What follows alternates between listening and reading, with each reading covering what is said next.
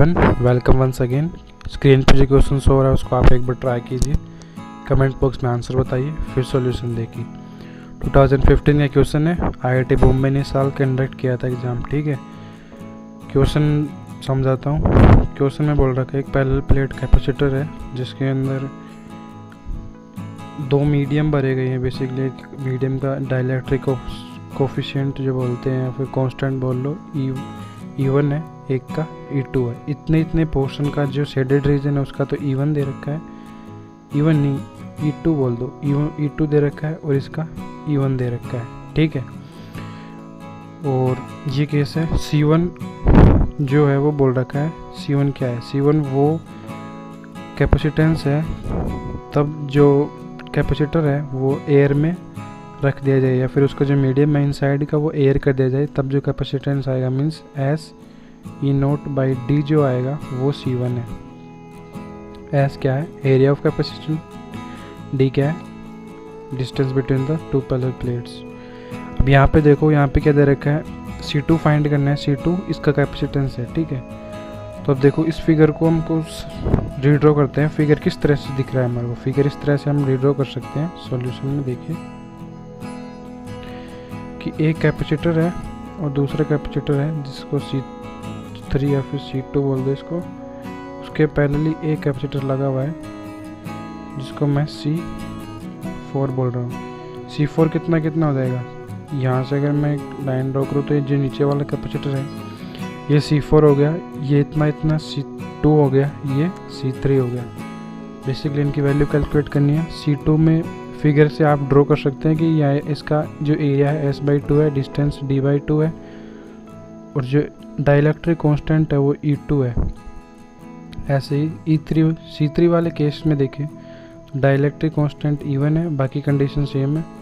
C4 में जो distance D है, एरिया इसका हो जाएगा S/2 सेम, और जो डाइलेक्ट्रिक कांस्टेंट है वो E1 रहेगा। ठीक है, अब इसको हमको सोल्व करना है, और जो फाइनली जो कैपेसिटेंस निकल के आएगा वो हमारा C2 होएगा। तो C3 में लिखना चाहूँ तो C3 क्या हो जाएगा? S/2 D/2 into E0। ठीक है, और इसको मल्टीप्लाई किससे करेंगे? डाइलेक्ट्रिक कांस्टेंट क्या है? E2 वैल्यू कितनी दे रखी है? 4 से मल्टीप्लाई कर दिए तो कितना हो जाएगा? 4E0/D। यहाँ पे ऐसा आ जाएगा।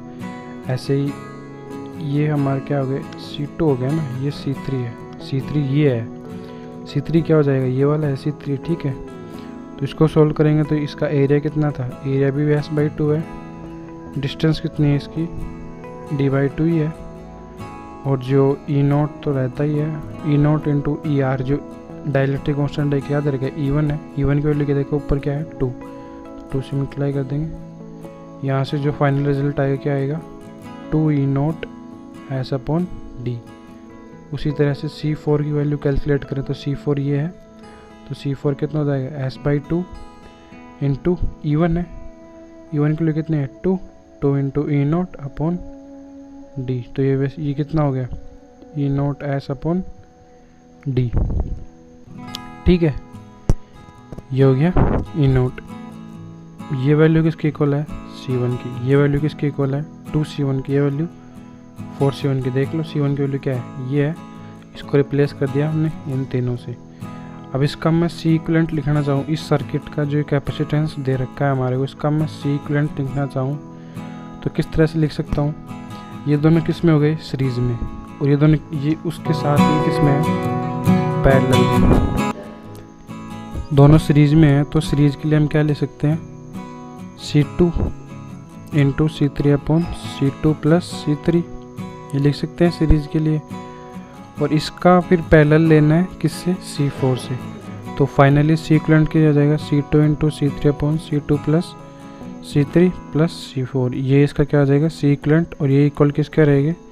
C2 के। तो इसकी वैल्यू फाइंड आउट करते हैं।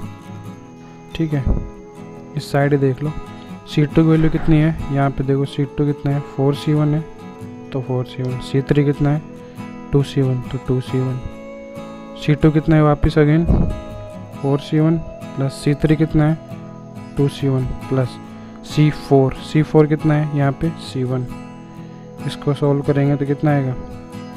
8c1 square upon 6c1 plus c1 को सॉल्व करेंगे तो कितना आएगा 4 plus c1 means 7/3 of c1। ये आ गया। ये इक्वल किसके है c2 के। हमको वैल्यू क्या पूछी है c2/c1 कितना है, तो c2/c1 कितना क्या होगा 7/3 और यही क्या है आंसर है। Thank you.